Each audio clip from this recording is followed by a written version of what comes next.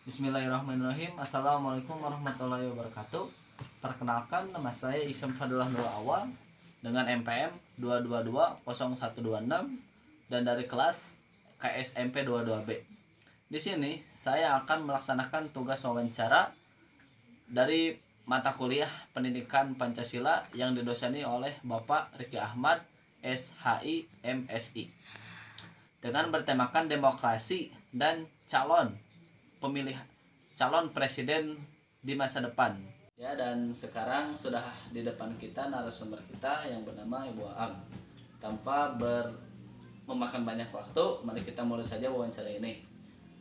Dan pertanyaan pertama untuk Ibu Aam, menurut Anda apakah demokrasi itu?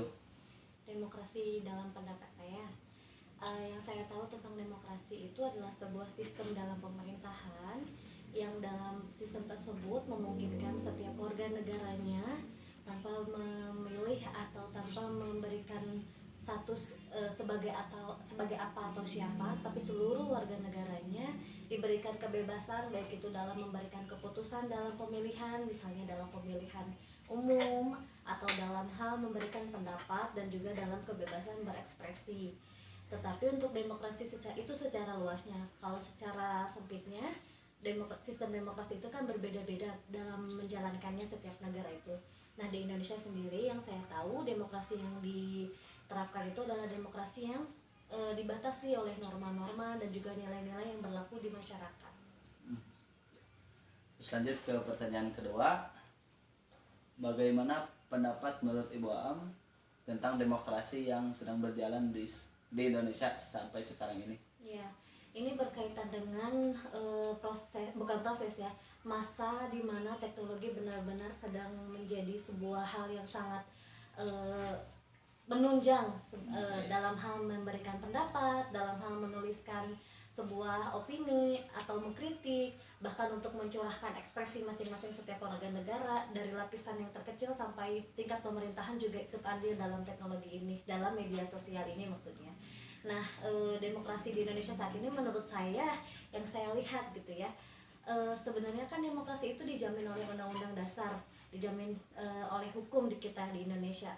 Tetapi dalam menjalankannya rupanya masih banyak warga yang menurut saya kebablasan, karena mungkin lupa dengan hakikat demokrasi di Indonesia yang dibatasi dengan nilai dan norma tadi yang saya katakan, sehingga menganggap bahwa demokrasi itu adalah kebebasan yang sebebas-bebasnya, tanpa melihat atau tanpa mempertimbangkan nilai yang berlaku di masyarakat apakah sesuai atau tidak, ataukah melanggar norma ataukah tidak. Termasuk juga dalam proses pemerintah kan di sini berfungsi sebagai apa istilahnya, pengawas berjalannya demokrasi itu bagaimana gitu ya.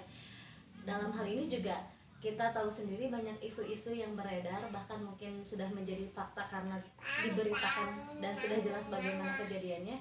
Kembali ke peran pemerintah ya, yang dalam hal ini memberikan peluang untuk masyarakat atau warga negaranya menjalankan demokrasi itu sendiri, dan juga mengawasi bagaimana jalannya demokrasi itu sendiri. Mereka harus memberikan hak warga negara dalam kebebasan tadi, tetapi yang dirasakan saat ini mungkin ya, banyak yang kita tahu juga bahwa tidak sedikit orang-orang yang memberikan opini atau kritikan terhadap pemerintah yang seharusnya kalau dalam sistem demokrasi itu dibolehkan selagi itu masih sesuai dengan nilai dan norma yang berlaku. Tapi pada kenyataannya yang kita tahu ya, ini sedikit menyinggung banyak pihak-pihak yang malah menjadi disalahkan begitu loh, seolah disalahkan oleh pemerintah misalnya. Ya itu sih bisa bisa mengiring opini apakah itu benar atau tidak, tapi yang kita tahu dari berita-berita begitu ya, banyak yang tiba-tiba misal postingannya di ban atau dihapus atau diblokir akun-akun tertentu karena memberikan kritik-kritik yang mungkin sedikit pedas gitu untuk proses pemerintahan. Banyak ya, mungkin itu bisa dicari di berita juga, dan itu menurut saya sedikit mencederai keberadaan demokrasi itu sendiri di Indonesia. Jadi akhirnya dipertanyakan, katanya kita negara demokrasi, tapi untuk mengkritik pemerintah saja sekarang sangat dibatasi. Bukan lagi dibatasi nilai dan norma, kadang mungkin harus malah lebih ke seperti harus pro gitu dengan apa yang terjadi di pemerintahan sekarang. Itu mungkin bisa digali lebih lanjut di berita-berita yang kita bisa lihat ya sekarang ini di media sosial. begitu. Terus juga untuk masyarakatnya ya tadi banyak yang kebablasan karena adanya kata demokrasi, jadi mereka seenaknya saja dalam memberikan pendapat misal, bahkan bisa memberikan efek yang cukup buruk mungkin ya antar manusia, antar kelompok, antar umat beragama begitu. Jadi banyaklah yang harus kita kembali renungkan tentang demokrasi di Indonesia saat ini harusnya seperti apa sih begitu. Ya. Dan untuk pertanyaan selanjutnya nih, menurut Ibu, apakah demokrasi ini berdampak baik atau berdampak buruk? Tolong sebutkan alasan dan contohnya. Ya. Kalau dampak baik dan buruk saya yakin semua pemerintahan pasti ada.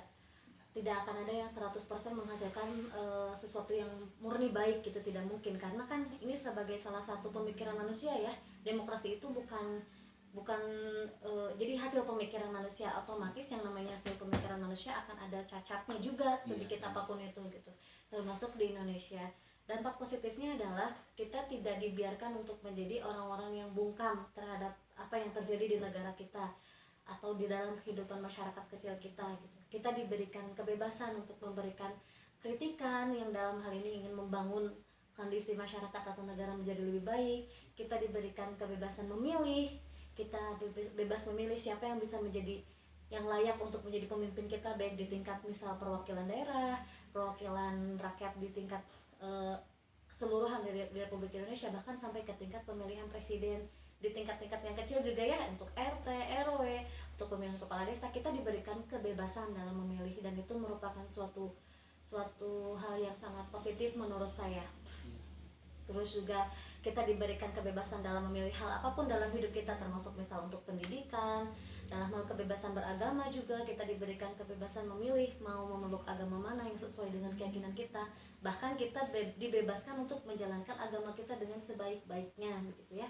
Tidak dibatasi misal bagaimana kita beribadah, itu dikembalikan kepada agama itu masing-masing. Jadi menurut saya demokrasi itu banyak dampak positifnya.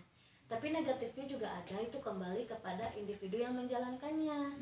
Tadi kalau misalnya orang-orang diberikan kebebasan berpendapat bisa positif, tapi negatifnya adalah ketika dia sembarang memberikan pendapat yang itu bisa menimbulkan misal kontroversi atau bisa menimbulkan perpecahan atau permasalahan di antara masyarakat gitu ya, atau juga bisa menimbulkan fitnah, hal-hal semacam itu juga bisa menimbulkan hal-hal negatif, misal sesuatu yang tidak layak dikonsumsi akhirnya karena mereka merasa bebas itu diekspresikan, akhirnya diekspresikan, akhirnya malah menjadi sesuatu yang buruk gitu ya dampaknya untuk masyarakat Indonesia sendiri. Seperti penggunaan media sosial kan kalau tidak dikontrol ya akhirnya banyak menimbulkan dampak negatif, terutama untuk kalangan muda yang mungkin masih belum mengerti atau masih labil, belum punya pegangan yang kuat dalam menjalankan kehidupan dia begitu. Menurut saya sih itu. Terus lanjut ke pertanyaan terakhir, bagaimana harapan Ibu Aam mengenai Pilpres yang akan diselenggarakan 3 tahun lagi, 2024 ya, 2 tahun lagi mungkin ya, sekarang akhirnya 2022 ya. Yang saya harapkan sih pemimpin yang nanti kita akan yang akan terpilih ya. Pemimpin yang terpilih nanti itu adalah pemimpin yang benar-benar amanah dari awal, bagaimana dia menyampaikan visi misinya. Dia akan konsisten dengan itu ketika nanti dia memimpin, kemudian yang jujur, yang adil tentunya ya. Kalau untuk saya sendiri sebagai muslim pasti berharapnya bahwa dia adalah pemimpin yang mengerti bagaimana cara memimpin, karena di dalam agama kita juga diajarkan bagaimana sosok-sosok pemimpin-pemimpin yang luar biasa begitu ya, dan semoga mereka paham tentang kisah-kisah seperti itu supaya dijadikan contoh dalam menjalankan kepemimpinannya. Begitu pula kalau secara umumnya begitu ya, kita tidak butuh pemimpin yang banyak belusukan, banyak misalnya ketika masa kampanye dia banyak mendekati rakyat kecil, atau malah lebih parahnya lagi mendekati para pemuka agama, tetapi setelah menjalankan kepemimpinannya mereka meninggalkan itu semua gitu loh ya.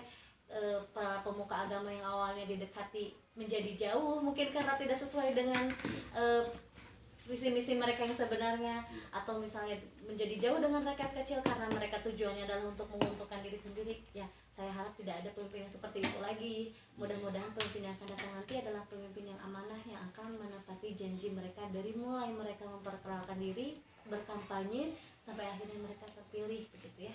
Semoga juga ya Allah Subhanahu wa taala memberkahi, memberikan pertolongan supaya pemimpin yang terpilih nanti adalah pemimpin yang benar-benar baik ya untuk Amin. Indonesia. Kita sudah banyak memakan janji-janji palsu. Iya. Semoga nanti yang kita makan janji yang benar. Amin.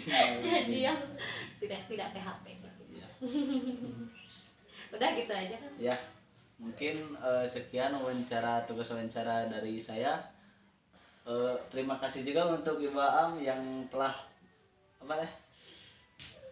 menyempatkan waktunya untuk saya, dan terima kasih juga kepada Bapak Riki yang telah memberikan tugas wawancara ini kepada saya.